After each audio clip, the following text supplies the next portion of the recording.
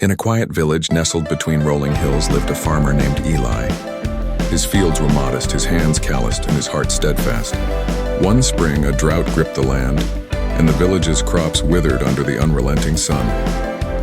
The other farmers prayed for rain, waiting for divine intervention, but Eli took a different path. Each morning, Eli prayed, "Lord, guide my hands and strengthen my resolve."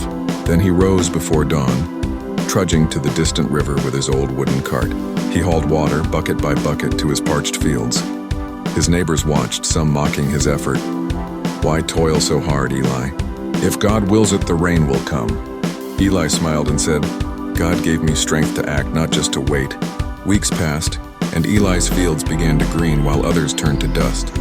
He dug channels to guide the water, repaired his tools, and sowed seeds with care. His labor was relentless, but he never wavered. One night, as Eli rested, a gentle rain fell, not a deluge, but enough to soak the earth.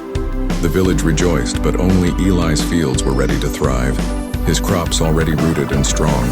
By harvest, Eli's barns overflowed while others scrambled.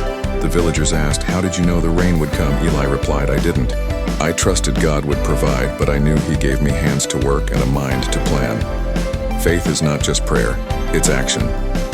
From then on, the village remembered, God helps those who help themselves, not by granting miracles to the idle, but by blessing the efforts of those who rise to meet their challenges.